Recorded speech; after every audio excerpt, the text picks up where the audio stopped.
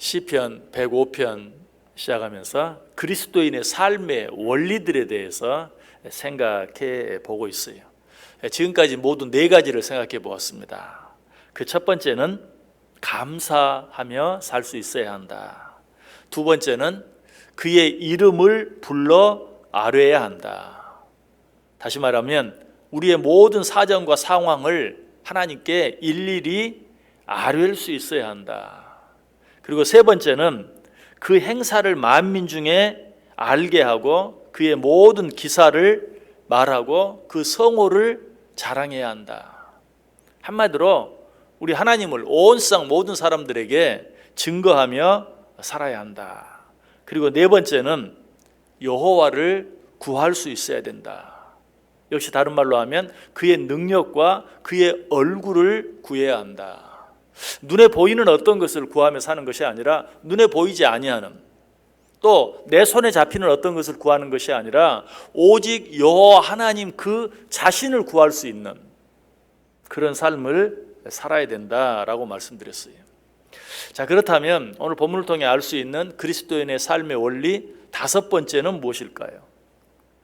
본문 다시 한번 읽어볼게요. 그의 종 아브라함의 후손 곧 택하신 야곱의 자손 너희는 그가 행하신 기적과 그의 이적과 그의 입의 판단을 기억할지어다.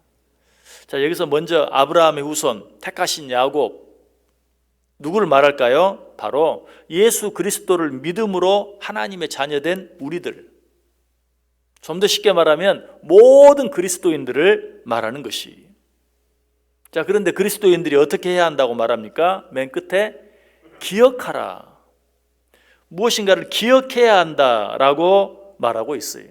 자, 무엇을 기억해야 하는가? 그것을 생각해 보기 전에 먼저 기억해야 한다라는 이 말씀 자체만을 통해서도 우리는 중요한 교훈을 얻을 수 있어요.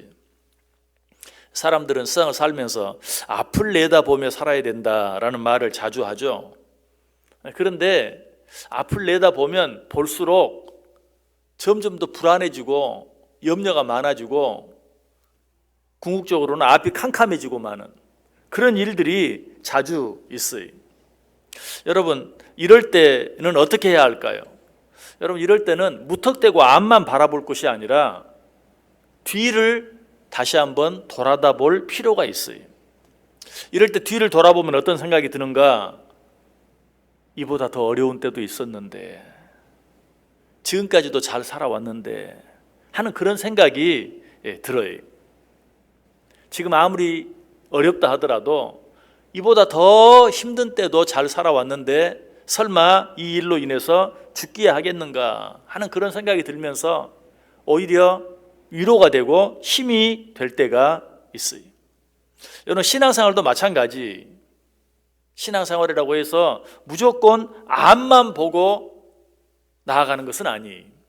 물론 우리가 말씀을 통해서 앞만 보고 나아가야 된다 하는 것들을 자주 생각하죠. 빌립보서에 보면 사도 바울이 우리에게 뭐라고 말합니까? 뒤에 있는 것은 잊어버리고 앞에 있는 것을 잡으려고 표대를 향하여 그리스도 예수 안에서 위에서 부르신 부름의 상을 위하여 쫓아가노라. 이 말씀만 생각하면 절대 뒤돌아보면 안 돼요. 앞만 보고 나아가야 될 것 같아요. 또 롯의 아내 롯의 처가 어때요? 소돔과 고모라 성을 벗어나다가 뒤를 돌아보다가 소금기둥이 되고만, 그 사건도 생각하면 그래, 뒤를 돌아보면 안 돼 하는 그런 생각이 들 수도 있어요. 또 예수님께서도 말씀하셨죠. 누구든지 손에 쟁기를 잡고 뒤를 돌아다보는 자는 내 나라에 합당하지 않다. 그래, 뒤를 돌아보면 안 돼. 그러나 이 말씀이 항상 우리는 절대 뒤를 돌아보면 안 되고 앞만 보며 나아가야 된다라는 것을 의미하는 것은 아니. 뒤를 돌아보며 옛날이 좋았는데 이렇게 생각하면 안 돼. 그렇게 생각하면서 지금 내게 주어진 현실을 받아들이지 못하고 원망하고 불평하는 것은 잘못됐어요. 그런 식으로 뒤를 돌아보면 안 돼요. 그러나 뒤를 돌아보면서 하나님께서 여기까지 나와 함께 하셨고 지금까지 나를 인도해 주셨는데, 하나님의 에베네셀, 하나님이 되어주셨는데, 나의 나된 것이 모두 하나님의 은혜인데 라는 것을 기억해낼 수만 있다면 그것은 하나님께도 기쁨이 되고 우리에게도 기쁨이 되는 일이. 그러므로 힘들고 어려울 때 지나온 시간들 속에서 우리와 함께 해주신 하나님께서 우리를 위해 행하신 놀라운 일들을 기억하며 힘과 용기를 얻는 일은 꼭 필요한 일이다. 그래서 오늘 본문은 말하는 것이 너희는 그가 행하신 기적과 그의 이적과 그의 입의 판단을 기억할지어다. 그가 행하신 기적과 그의 이적과 그 입의 판단을 우리는 늘 기억하며 살아야 돼. 자, 그런데 그가 행하신 기적이 무엇입니까? 그의 이적이 무엇입니까? 그 입의 판단이 무엇입니까? 그것을 어떻게 말로 다 할 수 있겠어요? 아니, 말로 다 할 수 없는데 어떻게 그것들을 다 기억할 수 있겠어요? 그렇다면 도대체 오늘 말씀을 통해 하나님께서 우리에게 기억하라고 하는 것은 구체적으로 무엇인가?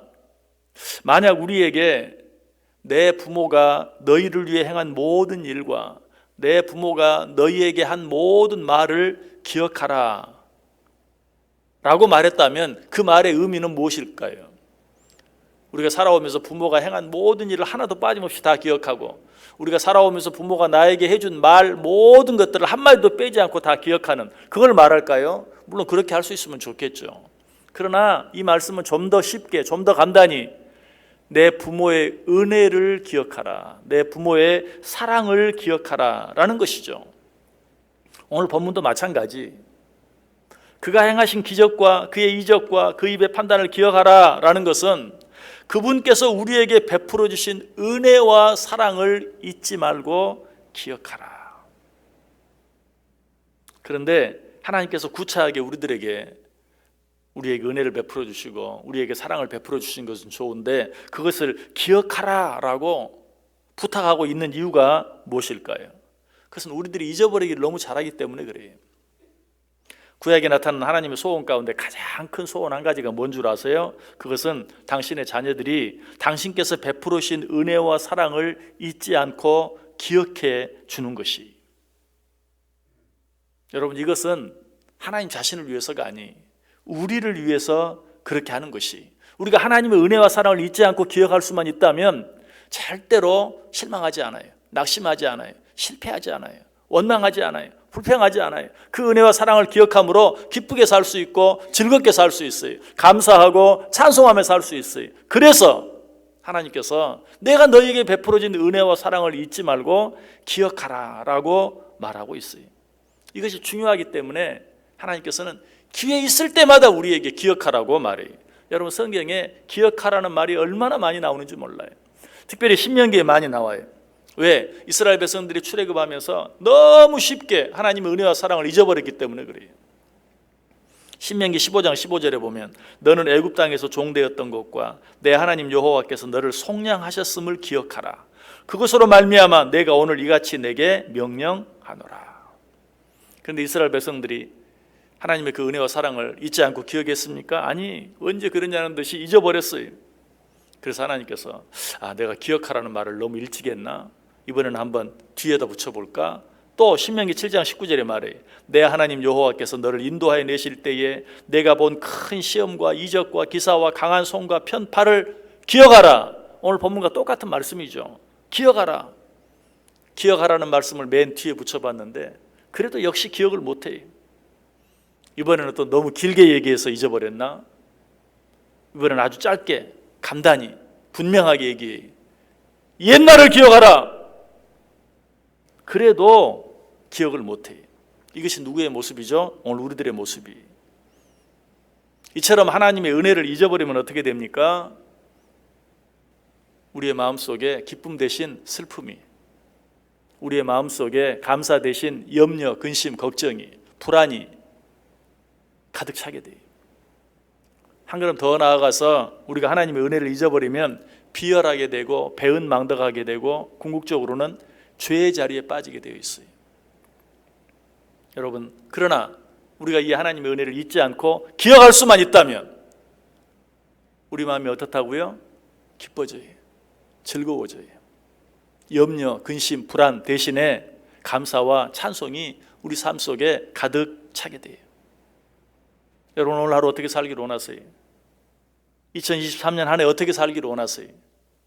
뒤를 돌아보면서 지금까지 우리에게 베풀어 주신 하나님의 은혜와 사랑을 기억하세요. 어떻게 하나님께서 여기까지 인도하셨는지 기억하세요. 그 은혜와 사랑을 잊지 않고 기억할 수만 있다면 우리 앞에 지금 어떤 일이 놓여 있든지 앞으로 어떤 일이 주어지든지 우리는 그것과 상관없이 기뻐하며 즐거워하며 살 수 있어요. 감사하고 찬송하며 살 수 있어요. 하나님의 은혜와 사랑을 기억함으로 우리 앞에 놓여진 한 해가, 아니 우리 인생 전체가 기쁨과 즐거움이 넘치고 감사와 찬송이 끊이지 않는 복된 삶 되시기를 주님의 이름으로 간절히 축원합니다.